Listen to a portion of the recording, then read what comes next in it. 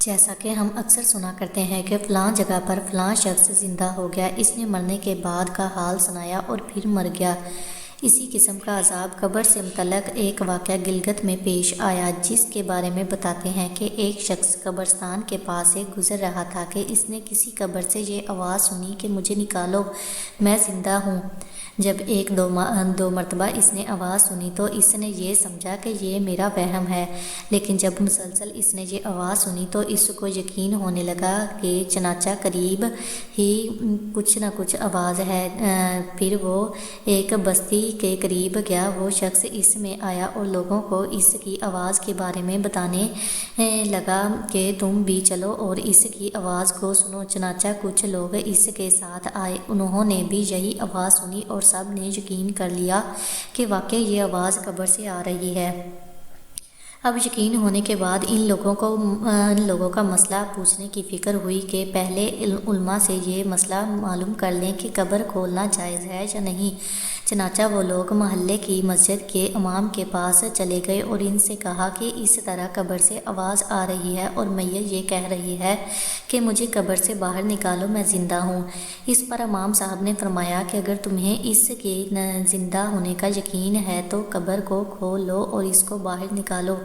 چنانچہ یہ لوگ ہمت کر کے قبرستان گئے اور جا کر قبر کھولی۔ اب جو ہی تختہ ہٹایا تو دیکھا اندر ایک عورت برہنہ حالت میں بیٹھی ہوئی ہے اور اس کا کفن گل چکا ہے۔ پھر لوگوں نے کہا کہ وہ عورت کہہ رہی ہے کہ جلدی سے میرے گھر سے میرے کپڑے لاؤ، میں کپڑے پہن کر باہر نکلوں گی۔ چنانچہ یہ لوگ فوراً دوڑ کر اس کے گھر گئے اور جا کر اس کے گھر والوں کو یہ واقعہ بتایا۔ اس کے کپڑے چادر وغیرہ لے کر آئے اور لا کر اندر پھینک دیے۔ اس عورت نے ان کپڑوں کو پہنا اور چادر اپنے اوپر ڈال لی، پھر تیزی سے بجلی کی طرح اپنی قبر سے نکلی اور دوڑتی ہوئی اپنے گھر کی طرف بھاگ گئی۔ گھر جا کر اس عورت نے ایک کمرے میں چھپ کر اندر سے کنڈی لگا لی۔ اب جو لوگ قبرستان آئے تھے دوڑ کر اس کے گھر پہنچے۔ ان کو وہاں جا کر معلوم ہوا کہ اس نے اپنے کمرے کے اندر سے کنڈی لگا رکھی ہے۔ ان لوگوں نے دستک دی کہ کنڈی کھولو۔ اندر سے اس عورت نے جواب دیا، میں کنڈی تو کھول دوں گی لیکن کمرے کے اندر وہ شخص داخل ہو جس کے اندر مجھے دیکھنے کی ہمت ہو، اس لیے کہ اس وقت میری حالت ایسی ہے کہ ہر آدمی مجھے دیکھ کر برداشت نہیں کر سکے گا۔ لہٰذا کوئی دل گردے والا شخص اندر آئے اور آ کر میری حالت دیکھے۔ اب سب لوگ اندر جانے سے ڈر رہے تھے، مگر دو چار آدمی جو مضبوط دل والے تھے انہوں نے کہا کہ تم کنڈی کھولو، ہم اندر آئیں گے۔ اس نے کنڈی کھول دی اور کچھ لوگ اندر چلے گئے۔ لوگوں نے اندر جا کر دیکھا وہ عورت اپنے آپ کو ایک چادر میں چھپائے بیٹھی ہوئی تھی۔ جب یہ لوگ اندر پہنچے تو اس عورت نے سب سے پہلے اپنا سر کھولا۔ ان لوگوں نے دیکھا کہ اس کے سر پر ایک بھی بال نہیں، وہ بالکل خالی کھوپڑی ہے، نہ اس پر بال ہے نہ کھال ہے، صرف خالی ہڈی ہے۔ لوگوں نے اس سے پوچھا تیرے بال کہاں گئے؟ اس عورت نے جواب دیا کہ جب میں زندہ تھی تو ننگے سر گھر سے باہر نکلا کرتی تھی، پھر مرنے کے بعد جب میں قبر میں لائی گئی تو فرشتوں نے میرا ایک ایک بال نوچا اور اس نوچنے کے نتیجے میں بال کے ساتھ کھال بھی نکال لی۔ اب میرے سر پر نہ بال ہے نہ کھال ہے۔ اس کے بعد اس عورت نے اپنا منہ سے کپڑا ہٹایا۔ جب لوگوں نے اس کا منہ دیکھا تو اتنا خوفناک ہو چکا تھا کہ سوائے دانتوں کے کچھ نظر ہی نہیں آ رہا تھا۔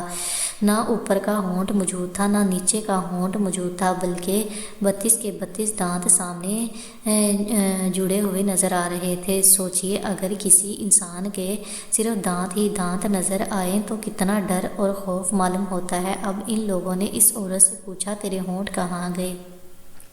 اس عورت نے جواب دیا میں اپنے ہونٹوں پر لپسٹک لگا کر نامحرم مردوں کے سامنے جایا کرتی تھی، اس کی سزا میں میرے ہونٹ کاٹ لیے گئے، اس لیے میرے چہرے پر ہونٹ نہیں ہیں۔ پھر اس عورت نے اپنے ہاتھ اور پیروں کی انگلیاں کھولیں۔ لوگوں نے دیکھا کہ اس کے ہاتھ اور پیروں کی انگلیوں میں ایک بھی ناخن نہیں تھا، تمام انگلیوں کے ناخن غائب تھے۔